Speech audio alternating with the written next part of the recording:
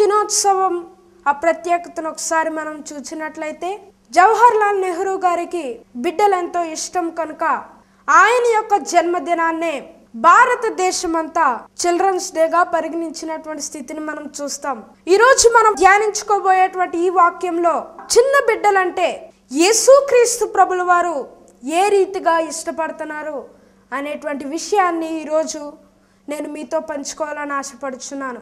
కనుక ఈ TV programme చూస్తున్న చిన్న బిడ్డలందరికీ కూడా I wish you a happy children's day.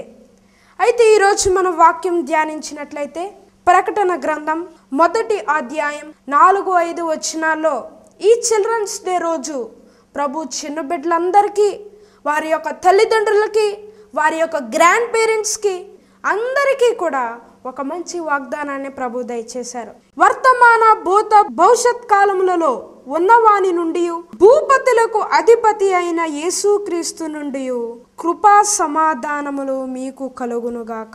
ఈరోజు ప్రభు మనందరికీ కృపా సమాధానములను అనుగ్రహించాలని ఆశపడుచున్నారు. అయితే ఒక్కసారి మనం చూసినట్లయితే వర్తమాన భూత భవిష్యత్ కాలములలో నిన్న నేడు రేపు ప్రభు ఏకరీతిగా ఉన్నటువంటి స్థితిని మనం చూస్తాం. అయితే అటువంటి ప్రభు ఇప్పటి వరకు మనకు సహాయం చేశారు, ఇప్పుడు మనకు సహాయం చేసి సమాధానం అనుగ్రహించాలని ఆశపడుచున్నారు. రాబోయే కాలంలో మన ఫ్యూచర్లో మనం చేసేటువంటి ప్రతి పనిలో కూడా మనకి తోడుగా ఉండి, మన యొక్క కుటుంబానికి తోడుగా ఉండి, మన యొక్క తల్లిదండ్రులకి తోడుగా ఉండి, మన స్టడీస్లో మనకి తోడుగా ఉండి, మనం చేసేటువంటి ప్రతి పనిలో కూడా ప్రభు తోడై ఉండి మన కుటుంబానికి కృపా సమాధానాలు ఎల్లప్పుడూ అనుగ్రహించాలని ఆశపడుచున్నారు. 2000 సంవత్సరముల క్రితం యేసుక్రీస్తు ప్రభుల వారు ఈ లోకమునకు వచ్చినటువంటి దినాల్లో చిన్న బిడ్డలైనటువంటి మనందరికీ ఎటువంటి ప్రాముఖ్యతని ఇచ్చారు అనేటువంటి విషయాన్ని ఒక్కసారి మనం చూసినట్లయితే మార్కు సువార్త 10వ అధ్యాయం 13-14 వచనాలు ఒకసారి మనం చదువుకుందాం. తమ చిన్న బిడ్డలను ముట్టవలనని కొందరు ఆయన యొద్దకు వారిని తీసుకుని వచ్చిరి. అయితే శిష్యులు వారిని తీసుకుని వచ్చిన వారిని గద్దించిరి. యేసు అది చూచి కోపపడి, చిన్న బిడ్డలను నా యొద్దకు రానియుడి, వారి నాటంకపరచవద్దు, దేవుని రాజ్యం ఇలాంటి వారిదే.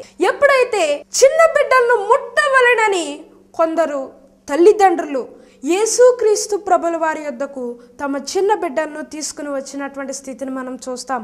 అయితే అటువంటి సమయంలో శిష్యులు చేసినటువంటి పని ఏంటంటే వారిని ఆటంకపరిచినటువంటి స్థితిని మనం అక్కడ చూస్తాం. వారిని గద్దించారంట. అయితే అటువంటి సమయంలో యేసుక్రీస్తు ప్రభుల వారు ఏం చేశారండి? యేసు అది చూచి, యేసు వారిని గద్దించడం చూసి, యేసు వారిని ఆటంకపరచడం చూసి వారి మీద కోపపడినటువంటి స్థితిని మనం అక్కడ చూస్తాం. దేవుని పరిశుద్ధ నామమునకు మహిమ కలుగును గాక. కనుక ఎవరైనా చిన్న బిడ్డలు వారు ఒక మంచి పని చేస్తున్నప్పుడు ఒకవేళ వారిని ఎవరైనా అడ్డగిస్తే దేవుడు వారిపై కోపడతారనేటువంటి స్థితిని మనం అక్కడ చూస్తాం. అయితే 16వ వచనాన్ని ఒకసారి మనం చదివితే, ఆ బిడ్డలను ఎత్తి కౌగిలించి వారి మీద చేతులుంచి ఆశీర్వదించిన. దేవుని పరిశుద్ధ నామమునకు మహిమ కలుగును గాక. చిన్న బిడ్డలను ఏం చేశారంటండి? వారిని ఎత్తుకుని కౌగిలించి వారిపై చేతులుంచి ఆశీర్వదించారు. అయితే తల్లిదండ్రులు దేనికి తెచ్చారు? ఇందాక మనం చదువుకున్నాం. కొంతమంది తల్లిదండ్రులు వారి యొక్క బిడ్డలను యేసుక్రీస్తు ప్రభుల వారు ముట్టవలమని మాత్రమే వారు తెచ్చారు. కేవలం ఆ ముట్టి ఆశీర్వదించడానికి మాత్రమే వారు తెచ్చారు. అయితే యేసుక్రీస్తు ప్రభుల వారు చేసినటువంటి పని ఏంటంటే వారిని ఎత్తుకుని కౌగిలించి వారిపై చేతులుంచి ఆశీర్వదించారు. ఇంత ప్రాముఖ్యత యేసుక్రీస్తు ప్రభుల వారు బైబిల్లో చిన్న బిడ్డలకు అనుగ్రహించారు. ఇంత ప్రేమ యేసుక్రీస్తు ప్రభుల వారు ఇంతగా మనల్ని అందరినీ ప్రేమిస్తున్నటువంటి స్థితిని మనం చూస్తాం. అయితే ఈరోజు వారిని ఆశీర్వదించినటువంటి ప్రభు నిన్ను కూడా అదే రీతిగా ఆశీర్వదించాలని ప్రభు ఆశపడుచున్నారు. అయితే యేసుక్రీస్తు ప్రభుల వారిని మనల్ని అత్యధికంగా ప్రేమిస్తున్నారు. ఎవరైనా మనల్ని ఎక్కువగా ప్రేమిస్తే మనం కూడా వారంటే ఇష్టపడుతూ ఉంటాం.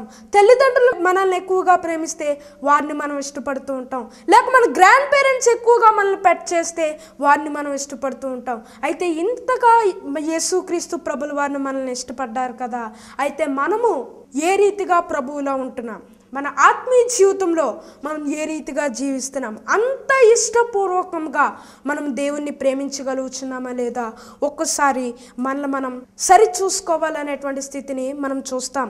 అయితే ఒక్కసారి మనం చూసినట్లయితే ప్రభువు మనకు చూపించినటువంటి ఆ ప్రేమను ఇన్ రిటర్న్ మనం ఏమి చేయాలంటే మన ఆత్మీయ జీవితంలో దేవునిని సరిగ్గా సిన్సియర్గా ఫాలో అవ్వాల్సినటువంటి వారమై ఉన్నాం. క్రైస్తవులమే, లేకపోతే ఒక సంఘ కాపరి యొక్క బిడ్డలమే అయినప్పటికీ కూడా మన యొక్క దేవునిగా మనం తెచ్చుకుని దేవుణ్ణి ఫాలో అవ్వాల్సినటువంటి వారమై ఉన్నాం. ఎందుకంటే ఒక్కసారి మనం చూసినట్లయితే దైవ గ్రంథంలో ఎన్నో రీతులుగా ప్రభు మనందరితో మాట్లాడుచున్నారు. ఆయన్ని ఫాలో అవ్వడానికి, ప్రభువుని అనుసరించడానికి, పూర్ణ హృదయంతో ప్రభువుని సేవించడానికి ఏజ్ గ్రూప్ అక్కర్లేదు. ప్రభువుకి మెచ్యూరిటీ కావాలి. యేసుక్రీస్తు ప్రభులు వారు ఎవరో 2 సంవత్సరాల బిడ్డైనా, లేకపోతే ఊహ తెలిసినటువంటి బిడ్డైనా, చిన్న బిడ్డైనా యేసుక్రీస్తు ప్రభుల వారి గురించి తెలుసుకుని ఆయన నా హృదయంలో ఉండాలి అనేటువంటి ఆశ మన హృదయంలో ఉంటే చాలు, ఆయన మన యొక్క హృదయంలోకి రావాలని ఆశపడుచున్నారు. దేవుని పరిశుద్ధ నామమునకు మహిమ కలుగును గాక. అయితే మన యొక్క హృదయం చైల్డ్ హార్ట్ వలె ఉండాలి, కానీ చైల్డిష్ బిహేవియర్ మనకు ఉండకూడదు. అంటే చిన్న బిడ్డలు వంటి అమాయకత్వంతో దేవుణ్ణి సేవించాలి, కానీ ఇంకా ఎంత పెద్దగా మనం మార్చబడినా చిన్న బిడ్డలు చేసేటువంటి పనులు, చిన్న బిడ్డలు చేసేటువంటి అల్లరి మనం మానివేయవలసినటువంటి వారమై ఉన్నాం. అయితే ఇక్కడ మనం చూసినట్లయితే దేవుణ్ణి ప్రేమించాలని మనం చూసాం. అయితే మన ఆత్మీయ జీవితంలో ఏ రీతిగా మనం అభివృద్ధి పొందగలం అనేటువంటి విషయాన్ని పేతురు రాసినటువంటి మొదటి పత్రిక 2వ అధ్యాయం 1 నుండి 3 వచనాలు మనం చదువుకుందాం. ప్రభువు దయాళుడని మీరు రుచి చూచి ఉన్న ఎడల సమస్తమైన దుష్టత్వమును, సమస్తమైన కపటమును, వేషధారణను, అసూయను, సమస్త దూషణ మాటలను మాని క్రొత్తగా జన్మించిన శిశువులను పోలిన వారై నిర్మలమైన వాక్యమును పాల వలన రక్షణ విషయములో ఎదుగు నిమిత్తము ఆ పాలను అపేక్షించుడి. ఈ లేఖన భాగాన్ని ఒకసారి మనం పరిశీలించినట్లయితే మనందరికీ దేవుని యొక్క వాక్యమును ఏ రీతిగా అనుసరించి మనం నడుచుకోవాలో ప్రభు మనందరికీ నేర్పిస్తున్నారు. వాక్యం అనేటువంటి ఆ ఆహారం వలన, పాల వలన మనం జీవిస్తామనేటువంటి స్థితిని మనం చూస్తాం. కనుక వాక్యం చదవాలని ప్రభు మనందరినీ హెచ్చరిస్తున్నారు. సమస్తమైనటువంటి దుష్టత్వమును, సమస్తమైనటువంటి కపటమును ప్రభు మానివేయాలని మనందరికీ తెలియజేస్తున్నారు. అయితే ఎఫెసీయులకు అపోస్తలుడైన పౌలు రాసినటువంటి పత్రిక 6వ అధ్యాయం 1 నుండి 3 వచనాలలో మొదటి వచనాన్ని మనం చదివితే, పిల్లలారా ప్రభువునందు మీ తల్లిదండ్రులకు విధేయులయుండుడి, ఇది ధర్మమే.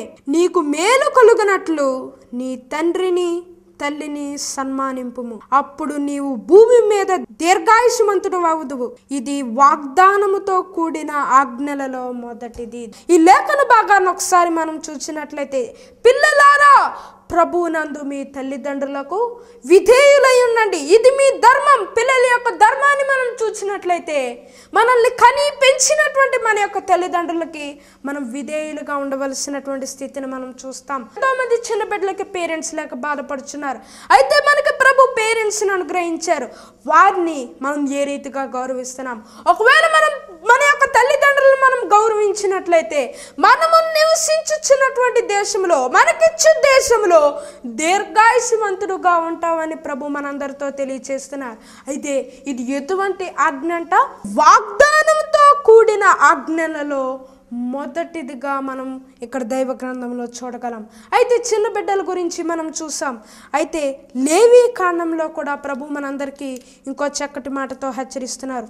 లేవియా కాండం 19వ అధ్యాయం 3వ వచనాన్ని మనం చదువుకుందాం. తండ్రి అయినటువంటి యెహోవా చెప్పుచున్నటువంటి మాట ఏంటంటే, మీలో ప్రతి వాడును తన తల్లికి తన తండ్రికి భయపడవలను. ఎప్పుడైతే మనం తల్లిదండ్రులకు విధేయులుగా ఉన్నామో దాని నెక్స్ట్ లైన్ మనం చూస్తాం, విశ్రాంతి దినమును ఆచరింపవలను.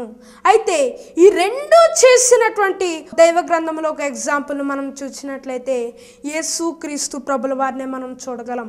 ఆనాడు యేసుక్రీస్తు ప్రభుల వారు చేసినటువంటి పనిని మనం చూస్తే లూకా సువార్త 2వ అధ్యాయం 51వ వచనం మనం చదువుకుందాం.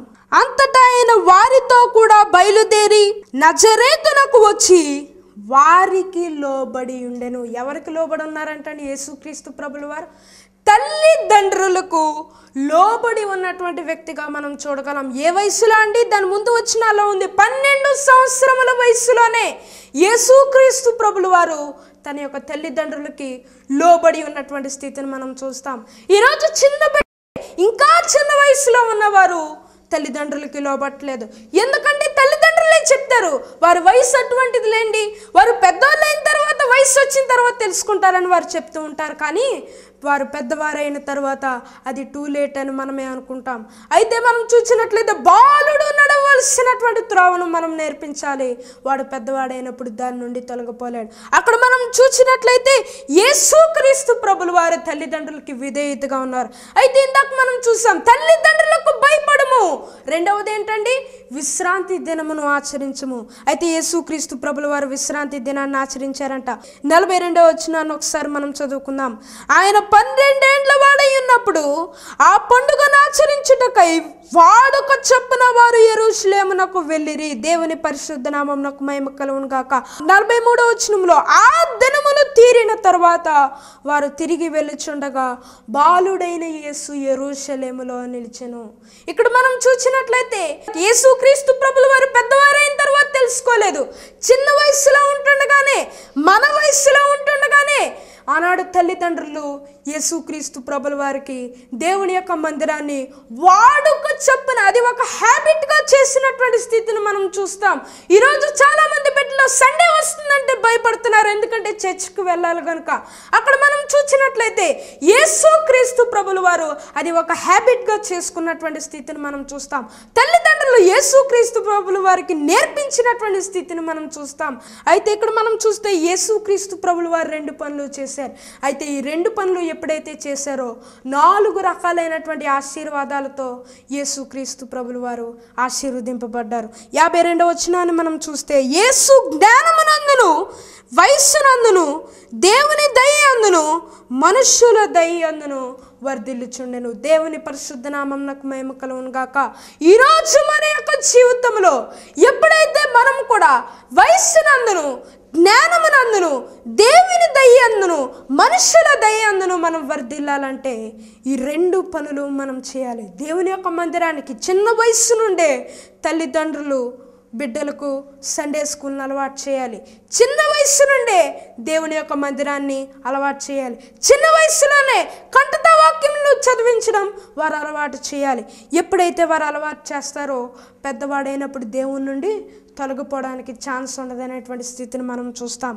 ఈ 4 రకాలైనటువంటి ఆశీర్వాదాలతో మనల్ని అందరినీ ప్రభు ఆశీర్వదించునుగాక. Amen. Once again, I wish you a happy Children's Day.